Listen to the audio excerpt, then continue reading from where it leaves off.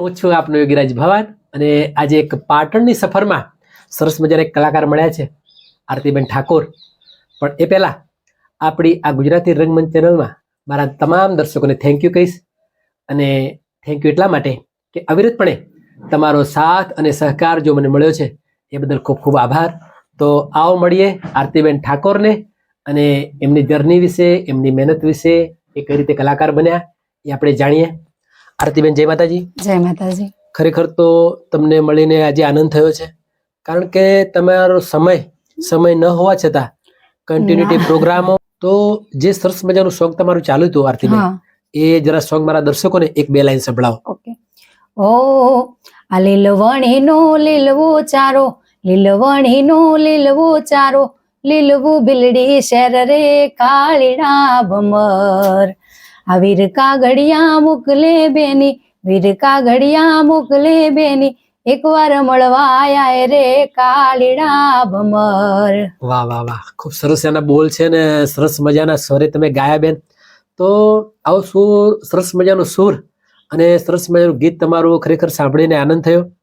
તો બેન, તમે ફર્સ્ટ ટાઈમ જ્યારે સ્ટેજ શો કર્યો હોય એવો કોઈ પ્રસંગ યાદ કરો? હા, મેં પહેલી વાર હારીજમાં લગ્નના રાસ ગરબામાં કર્યું હતું. કોને ફર્સ્ટ ટાઈમ. એ સમય કેવું લાગતું હતું? આમ થોડું ડર જેવું લાગે, પણ તોય પછી કે ને માતાજીની દયા. પછી ધીરે ધીરે જેમ જેમ પ્રોગ્રામો મળતા ગયા એમ એમ ડર દૂર થયો. બરાબર. તો જ્યારે તમે લાઈવ પ્રોગ્રામો કરો છો અને રેકોર્ડિંગ સ્ટુડિયોમાં ગીતો ગાઓ છો, તો એમાં ડિફરન્સ શું લાગે છે તમને? ડિફરન્ટ તો લાગે જ ને, કેમ કે પેલું આપણે પબ્લિકમાં ગાવાનું અને આ સ્ટુડિયાની વાત છે. બરાબર. આમાં બધું ધ્યાન, લય, તાલ, હા, બધું જોવું પડે સ્ટુડિયોમાં. બરાબર. લાઈવ માં તો બિંદાસ ચાલે, ગમે તેમ એમ સંભાળી લે લોકો. ખૂબ સરસ. તો બેન, તમારી ફેમિલીમાં કોણ કોણ છે? અમે અત્યારે કુલ 8 જણા છીએ. 2 ભાઈ છે, ભાભી, મોટા ભાઈના 2 છોકરા છે, હું અને મમ્મી પપ્પા. વાહ વાહ, ખૂબ સરસ તમારી ફેમિલી છે. તો ફેમિલીનો સપોર્ટ કેવો છે આમાં? બસ કરે બધા, પપ્પાનો ફૂલ સપોર્ટ છે. વાહ વાહ, કારણ કે ફેમિલીનો સપોર્ટ હોય તો જ તમે આ બધું કરી શકો. અને તમને તો પહેલેથી જ એક સંગીતમય વાતાવરણ મળ્યું છે, કારણ કે મોટા બેન આમાં ઇન્વોલ્વ હતા અને પહેલેથી જ પ્રોગ્રામોનું ઘરમાં વાતાવરણ હતું અને તમારે તો ખાલી બસ એને પિકઅપ કરવાનું હતું.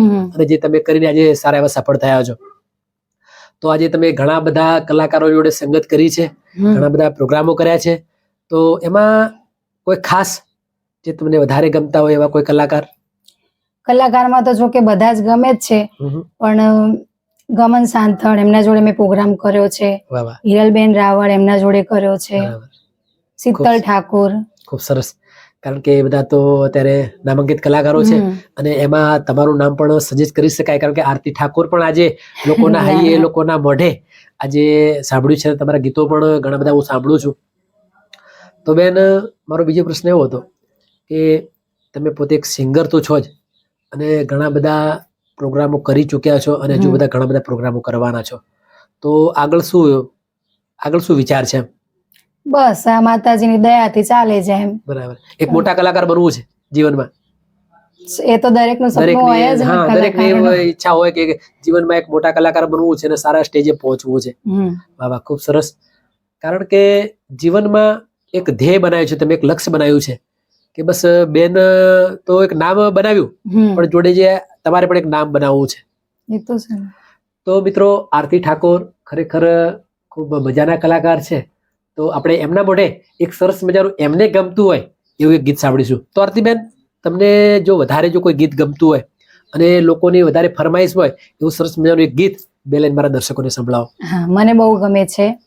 ઓ આ દુનિયા અમારી હગી નથી, અમારી દુબળી દશા રે હતી, કોઈ નતું એ દી મારી શિકોતર હતી, દુનિયામાં કોઈ નતું એ દી મારી બહુચર હતી. વાહ વાહ આરતીબેન, આ ગીતના શબ્દો એવું મને આદેશ કરે છે કે એવો સમય હશે તમારો અને એ ટાઈમે માં શિકોતરને કદાચ તમે યાદ કર્યા છે અને આજે એ અરજી તમારી સાંભળી છે અને તમે આ લેવલે છો. તો એવો કોઈ પ્રસંગ બનેલો ખરા શરૂઆતમાં કે જ્યારે એવી પરિસ્થિતિ હોય કે હવે કોઈ આરો નથી અને એ માતાજીએ તમારી અરજ સાંભળી હોય એવો કોઈ પ્રસંગ?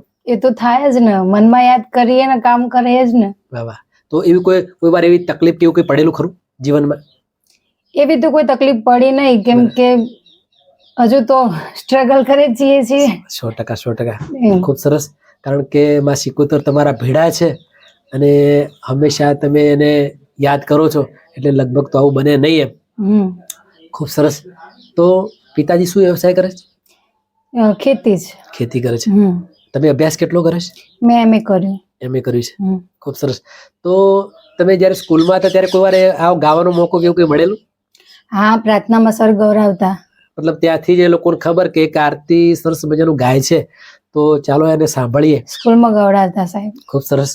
તો આજે મને પણ મોકો મળ્યો છે આરતીબેનને સાંભળવાનો, તો એ મોકો હું ગવાવીશ નહીં. તો એક સરસ મજાનું ભજન તમારા મોઢે મારે સાંભળવું છે, તો મારા દર્શકોને એક 2 લાઈન ભજનની.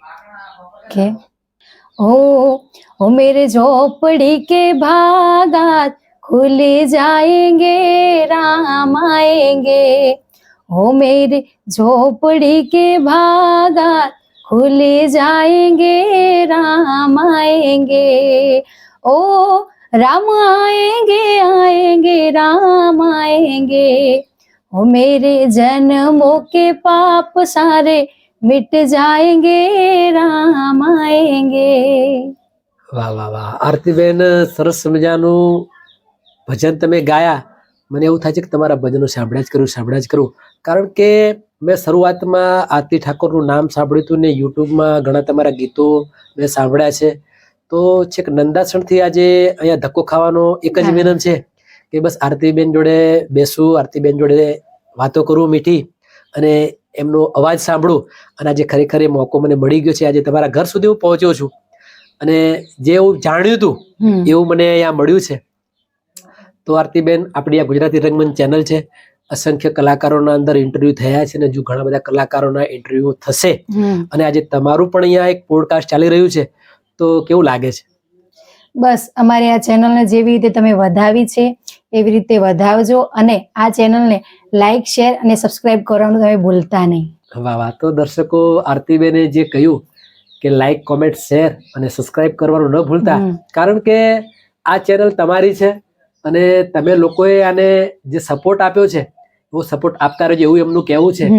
અને બીજું કે આરતી ઠાકોર એક સરસ મજાના કલાકાર છે, તો તમારા કોઈ પણ પ્રોગ્રામો હોય, રાસ, ગરબા, ભજન, લોકગીત, લગ્નગીત, તમામ પ્રકારના પ્રોગ્રામો કરે છે.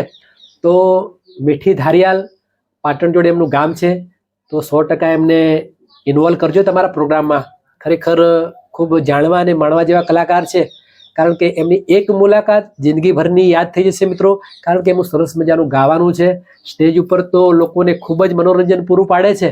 અને બીજું કે આપણો બીજો વિડીયો આવે ત્યાં સુધી આરતી ઠાકોર અને ભવાની અગિરાજના દરેકને જય માતાજી.